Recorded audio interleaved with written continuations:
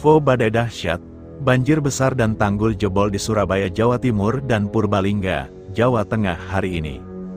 Hujan deras yang mengguyur sejumlah wilayah berdampak badai dahsyat dan banjir kota Surabaya dan Purbalingga hari ini tanggal 11 Desember tahun 2024. Hingga mengakibatkan sejumlah pohon tumbang serta beberapa bangunan rumah rusak di Surabaya dan Purbalingga hari ini. Di wilayah Kabupaten Purbalingga, Jawa Tengah, hujan deras lebih dari 2 jam melanda 2 kecamatan yakni Kecamatan Kalimanah dan Kecamatan Kemangkon. Mengakibatkan tak kurang dari 30 pohon bertumbangan di sepanjang turus jalan hari ini tanggal 11 Desember tahun 2024. Kondisi itu membuat pengendara sepeda motor dan mobil terjebak. Tak hanya pohon tumbang, badai angin juga mengakibatkan sejumlah bangunan rumah alami kerusakan. Kades Mun Prasetyo mengatakan di wilayah desa kami di Jalan Jompo ada 15 pohon tumbang menutup jalan. Ini masih kami kerahkan warga gotong royong di lokasi, ungkap Kades Mun Prasetyo, Rabu tanggal 11 Desember tahun 2024 sore. Ia mengungkapkan, 1 unit pondok kelompok wanita tani, KWT, Jompo, Kecamatan Kalimanah rusak berat, pohon juga mengenai jaringan telepon. Beberapa ruas jalan lain menuju ke Kemangkon juga dikabarkan mengalami bencana yang sama. Saat ini lalu lintas terhambat. Untuk jumlah kerusakan serta kerugian saat ini masih dalam pendataan.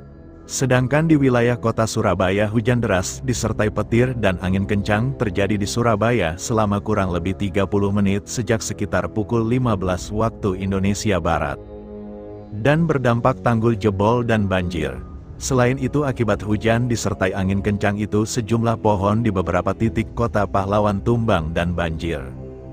Berdasarkan data sementara setidaknya ada 13 pohon tumbang yang dilaporkan terjadi di Surabaya. Beberapa di antaranya bahkan sampai melintang menutup jalan. Pohon tumbang yang melintang menutup jalan terjadi di Jalan Kertajaya dan Jalan Bintoro. Pohon yang tumbang melintang menutup jalan ini tentu saja menyebabkan kepadatan lalu lintas. Bukan hanya pohon tumbang, Marta menyebutkan bahwa aliran listrik di sekitar rumahnya di Jalan Kertajaya, yang lokasinya cukup berdekatan dengan pohon tumbang tersebut mati. Dari tadi masih mati listriknya, hujannya deras banget tadi, tuturnya. Selain di 2 lokasi tersebut, pohon tumbang juga terjadi di Jalan Anjas Moro, Surabaya. Di lokasi ini, pohon yang tumbang menimpa mobil Honda CR-V bernobel L1526 Sloty. Akibat tertimpa pohon yang tumbang ini, mobil tersebut ringsek pada bagian atas dan sisi belakang. BPBD Surabaya menyatakan saat ini petugas sudah turun setidaknya ke 6 lokasi dari total 13 titik pohon tumbang di Surabaya. Para petugas melaporkan penanganan pohon tumbang di sejumlah lokasi itu sudah tuntas. Sebagian lainnya masih berproses. Salah satu kejadian yang paling parah terjadi di kawasan Simorukun, di mana tanggul pembatas kali jebol akibat derasnya arus air.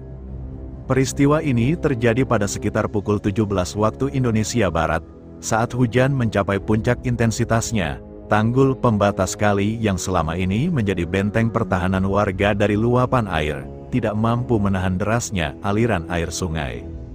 Akibatnya, tanggul sepanjang kurang lebih sekitar 9 meter dan tinggi 1 meter jebol dan hanyut terbawa arus.